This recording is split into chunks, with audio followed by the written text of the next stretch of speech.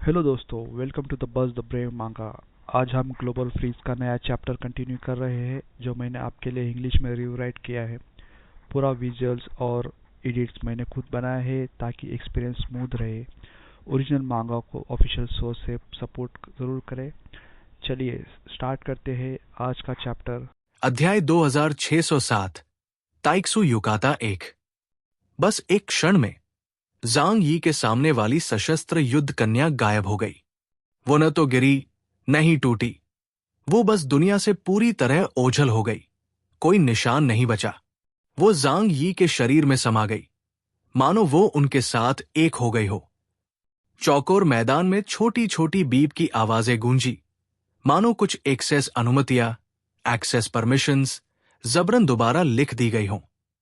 शेष 12 युद्ध कन्याओं ने एक साथ आधा कदम पीछे लिया, अपनी फॉर्मेशन को कड़ा किया और उनके कंधे के कवच पर बने पैटर्न चमक उठे, जिससे उनकी शत्रुता तुरंत अधिकतम स्तर पर पहुंच गई।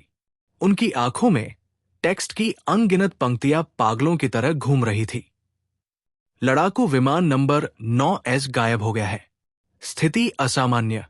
लक्ष्य का खतरा स्तर बढ़ गया है। दूरी बनाए रखें। उनके सामने जो कुछ भी प्रकट हुआ वो इन सशस्त्र युद्ध कन्याओं की समझ से परे था, जिससे उन्हें संकट का बहुत बड़ा एहसास हुआ। वे जांग यी द्वारा नष्ट किए जाने से नहीं डरती थी, क्योंकि जब तक वे आंतरिक दुनिया के ऊर्जा केंद्र से जुड़ी रह सकती थी, वे चाहे कितनी भी बार नष्ट हो जाए पुनर्जीवित हो सकती थी। लेकिन अब वो सशस्त्र युद्ध कन्या 9S पूरी तरह से गायब हो गई है। एक बार इंटरनेट कनेक्शन कट जाने के बाद पुनर्जीवित होने का कोई रास्ता नहीं बचता। जांग यी ने अपनी उंगलियां चटकाई और हल्के से मुस्कुराए। क्षमा करें, आप में से एक को जाने के लिए कहना शायद थोड़ा अभद्र था। हालांकि मैं जल्द ही आपको उससे मिला दूंगा। सभी 12 युद्ध कन्याओं की पुतलियां एक साथ सिकुड़ गई। उन्होंने फिर से स्थानिक दोलन, स्पेशल ऑसिलेशंस शुरू किए। इस बार लहर की सतह को उच्च आवृत्ति पर आरोपित सुपरइम्पोज्ड किया गया और जमीन की रेत लहरों में संकेंद्रित वृत्तों कॉन्सेंट्रिक सर्कल्स में छंट गई। इसके तुरंत बाद उनके हमले तूफान की तरह बरसने लगे। बाएं विंग की 2 युद्ध कन्याओं ने अपने विशाल हैंड कैनन उठाए और थूथन, मजल पर ऊर्जा के छल्ले परतों में बंद हो गए सफेद रोशनी जम गई और उन्होंने केंद्र की ओर धमाका किया। केंद्र में मौजूद 3 युद्ध कन्याओं ने जमीन पर लात मारी और उनके टखनों से बर्फीली धुंध निकलने लगी। चौकोर मैदान का तापमान एक पल में गिर गया और बर्फ की परत उनसे बाहर की ओर बेतहाशा फैल गई, जैसे बढ़ता हुआ कोई क्रिस्टल फूल हो। दाईं ओर की 2 युद्ध कन्याओं के कंधे का कवच पलट गया और उनकी पीठ पर उच्च ऊर्जा रेले खुल गई, जिन्होंने आसमान से एक धधकते लाल प्रकाश कोर को नीचे की ओर खींचा। वह प्रकाश कोर रेल के साथ गिरा और हवा के बीच में फट गया, जैसे कोई बड़ा छोटा सूरज हो। आसमान में 4 युद्ध कन्याओं ने अपनी भारी तलवारें निकाली, जिनके ब्लेड पतली चादरों की तरह मुड़ और फैल रहे थे। प्रत्येक प्रहार के साथ उन्होंने एक ज्यामितीय कट छोड़ा, हवा को परतों में काट दिया और रोशनी को धागों में चीर दिया। अंतिम व्यक्ति पिछले हिस्से में उतरी। उसकी आंखें 2 नुकीले लाल हीरों की तरह चमक रही थी।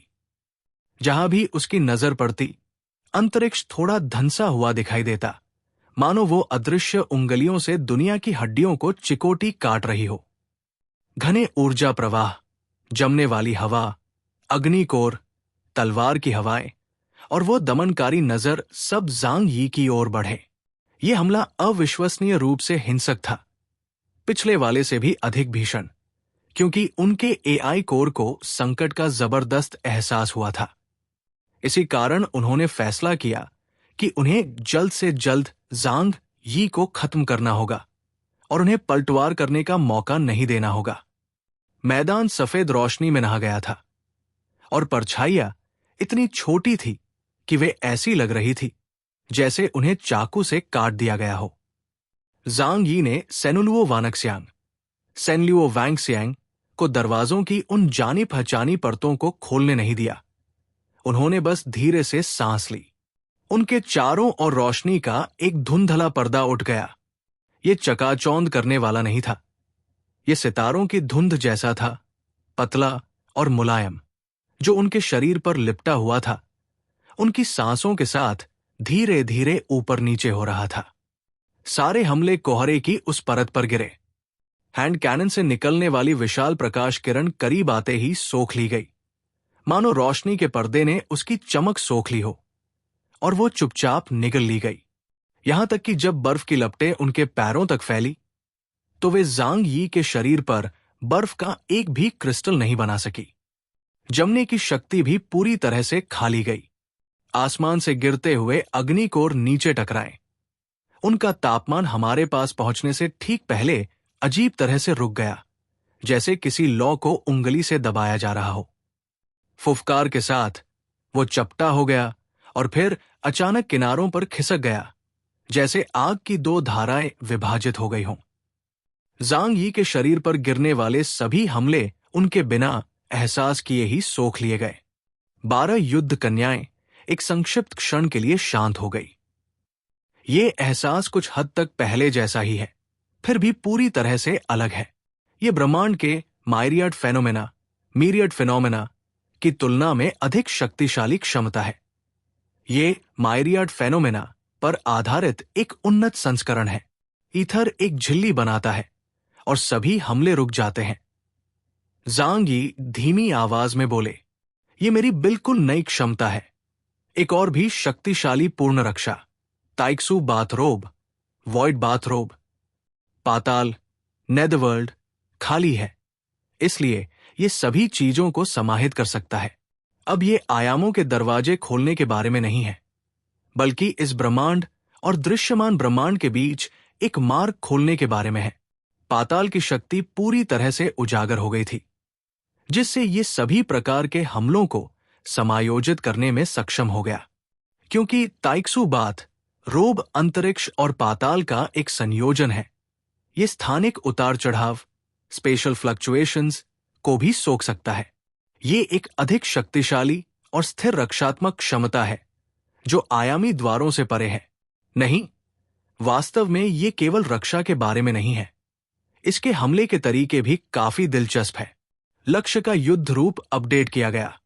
निर्णय, उच्च स्तरीय स्थानिक रक्षा। स्विच, संयोजन रीसेट करें। 12 युद्ध कन्याओं ने जल्दी से सामंजस्य बिठाया, एक अर्धवृत्त बनाया। उन्होंने अपनी छाती में एक लॉक दबाया और उनके किनारों से बैकअप मॉड्यूल बाहर निकल आए, जिससे उच्च आवृत्ति पर हमले के पैटर्न बदलना शुरू हो गए। आसमान में और अधिक लाल रेखाएं दिखाई दी, जो कृत्रिम सूर्य की सतह से किरणों के रूप में गिर रही थी। युद्ध के मैदान पर एक बार फिर से सेव पॉइंट्स चिन्हित कर रही थी। ज़ांग यी ने आसमान में ऊर्जा नेटवर्क पर नजर डाली, पिछली पुनर्जीवन प्रक्रिया को याद किया, और उनकी मुस्कान थोड़ी फीकी पड़ गई। तुम्हें मारना बेकार है, वे बुदबुदाए। तो चलिए एक आसान तरीका आजमाते हैं। उन्होंने अपना दाहिना हाथ उठाया। उनकी हथेली पर एक हल्की गहरी रेखा उभरी। रूपहीन क्षेत्र, the realm of no form. रूपहीन क्षेत्र चुपचाप मेरे पैरों के नीचे फैल गया, और रेत और स्टील के बीच की सीमा पर एक अदृश्य नक्काशी रेखा एक काले ज्वार की तरह फैल गई। यदि हम कहें कि दृश्यमान ब्रह्मांड का स्थान इस ब्रह्मांड के आधार पर निर्माता द्वारा फैलाई गई एक पतली फिल्म है, तो इसे लचीला होना चाहिए, जो फैलने, सिकुड़ने, मुड़ने और मुड़ने में सक्षम हो। इसलिए केवल अपने 5 किलोमीटर के दायरे में स्थान को मोड़कर तात्कालिक टेलीपोर्टेशन, इंस्टेंटेनियस टेलीपोर्टेशन का प्रभाव प्राप्त किया जा सकता है। न केवल आप खुद को दूसरी जगह टेलीपोर्ट कर सकते हैं, बल्कि आप अपने लक्ष्य को भी सीधे अपने सामने टेलीपोर्ट करा सकते हैं। एक युद्ध कन्या फिर से उछली।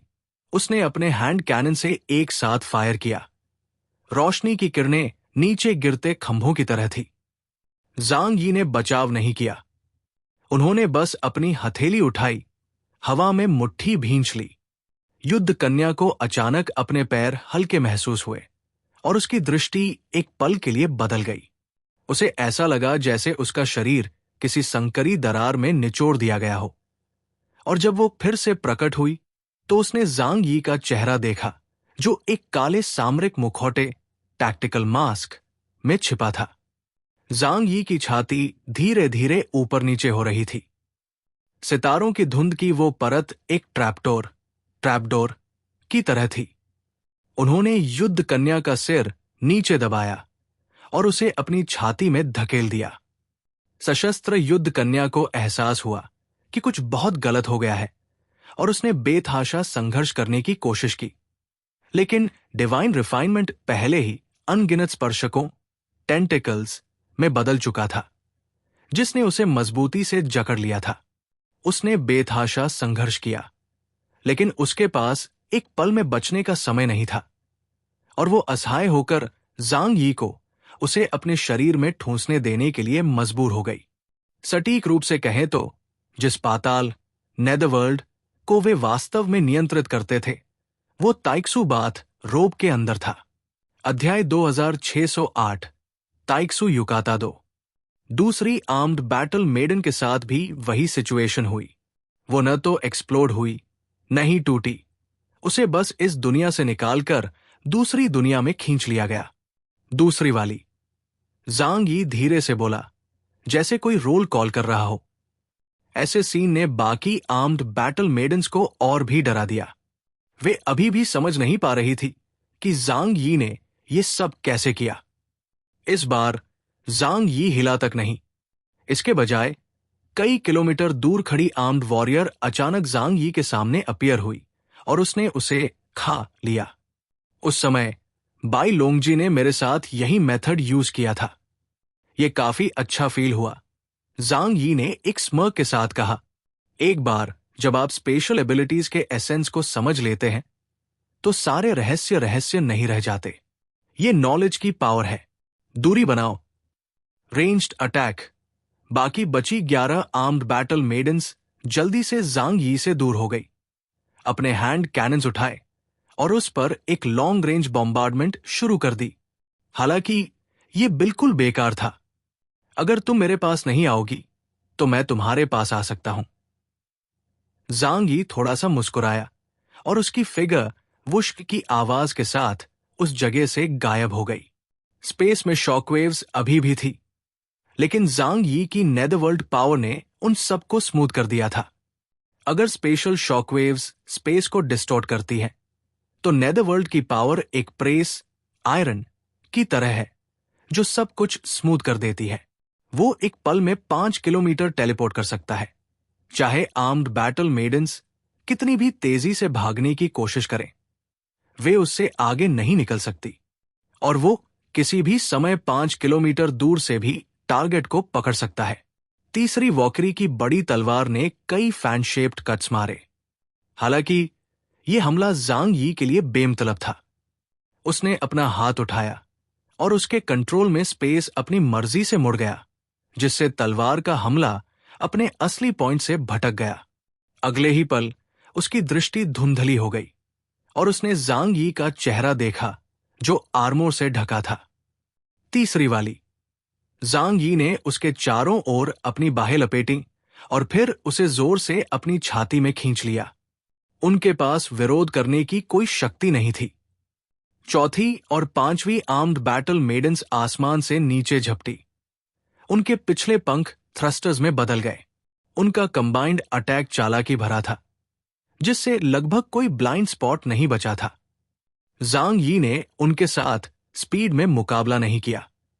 उसने स्पेस को अपने आप हिलने दिया। अपने बाउंडलेस रियल्म के मामूली संकुचन के साथ ऊंचाई को उसके डोमेन के भीतर थोड़ा दबा दिया गया, जिससे दोनों युद्ध कन्याएं एक दूसरे के और करीब आ गिरी। सहयोग के लिए धन्यवाद। वो हंसा और अपने हाथों को तेजी से खोलते बंद करते हुए तैक्सू बाथरोब का लबादा उनके सामने खुल गया। 4, 5। 1 मिनट से भी कम समय में ज़ांग यी 5 आर्म्ड बैटल मेडन्स को नेदरवर्ल्ड में ले जा चुका था। युद्ध की रेखाएं पूरी तरह से टूट चुकी थी और बाकी बची युद्ध कन्याओं को समझ आ गया था कि ज़ांग यी की क्षमताएं क्या है। हालांकि इसका कोई समाधान नहीं है। समय और स्थान डायमेंशनल लेवल की क्षमताएं हैं। वे भागेंगी नहीं, क्योंकि वे दूसरी दुनिया की रक्षक हैं। इसलिए भले ही उन्हें पता हो कि वे मुकाबला नहीं कर सकती, वे लड़ना जारी रखेंगी। ज़ांग यी यही चाहता था। छठी वॉकरी ने सबसे बेवकूफी भरा तरीका चुना, एक सीधा हमला।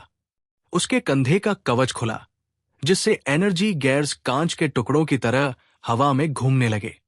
जब ज़ांग यी पर हमला हुआ, उसने बस हाथ बढ़ाया जैसे किसी बिल्ली के बच्चे को गर्दन से पकड़ रहा हो। स्टारडस्ट उसकी उंगलियों से फिसलकर एनर्जी गियर से चिपक गया। वो गियर अचानक धीमा हो गया और वो पूरी चीज उसकी छाती के सामने वाले कोहरे के दरवाजे में फिसल गई। छठी वाली, बाकी बची युद्ध कन्याएं जल्दी से बिखर गई, अधिकतम दूरी बनाए रखी और एक दूसरे को सपोर्ट देने लगी। ज़ांग यी की सांसें स्थिर रही, जैसे वो टहल रहा हो। उन्हें नष्ट करना वो सहन नहीं कर सकता था, और वो बेकार भी होता। एकमात्र तरीका उन्हें इंटरनेट से डिस्कनेक्ट करना है। तैक्सू बाथरोब उसके शरीर पर एक आकाश गंगा की तरह चमक रहा था। इंतजार करने के बजाय उसने उन्हें अपनी ओर खींच लिया। सबसे बाहरी युद्ध कन्या के पैरों के नीचे की जमीन अचानक खिसक गई और उसे ऐसा महसूस हुआ जैसे वो कागज की एक पतली शीट पर कदम रख रही हो, जिसे अंदर की ओर मोड़कर उसकी ओर खिसकाया गया हो। जैसे ही उसने तलवार उठाई, वो उसके सीने के अंधेरे दरवाजे में समा गई। सातवीं वाली, आसमान में एक स्नाइपर ने ज़ांग यी के सिर की ओर रोशनी की एक किरण छोड़ी। हालांकि जिस क्षण वह उसके कंधे पर गिरी, तैक्सू बाथरोब के भीतर नेदरवर्ल्ड का चरण थोड़ा धुंधला हो गया, जैसे कोई गहरा कुआं खुल रहा हो। रोशनी पूरी तरह से निगल ली गई। ज़ांग यी ने अपना सिर एक तरफ घुमाया। इस एनर्जी लेवल का हमला मेरी मौजूदा रक्षा को हिला भी नहीं सकता। ज़ांग यी ने शांति से कहा, मेरा डिफेंस इंडेक्स 65,000 पॉइंट है। उसने अपना हाथ उठाया और पकड़ने की मुद्रा बनाई, और स्नाइपर वॉरियर की आकृति अचानक पकड़ी गई पतंग की तरह दूर से उसकी छाती की ओर उड़ती हुई आई। आठवीं वाली, बाकी बची 4 आर्म्ड बैटल मेडन्स ने एक दूसरे की ओर देखा। उन्होंने दुश्मन के आतंक को महसूस किया और जान लिया कि एकमात्र विकल्प मौत तक लड़ना है। उन्होंने एनर्जी सेंटर से उच्च अनुमतियों, हायर परमिशंस का अनुरोध किया। पावर बर्स्ट, आउटपुट 300%, अंतिम चाल सनफॉल। अंत में चारों युद्ध कन्याओं ने एक ही समय में अपने हाथ उठाए, उन्हें आसमान की ओर इशारा किया और अपना सबसे बड़ा हमला शुरू किया। वीडियो को लाइक करें और बस द ब्रेव मांगा को सब्सक्राइब करना मत भूलिए। मिलते हैं नेक्स्ट चैप्टर में। Thank you.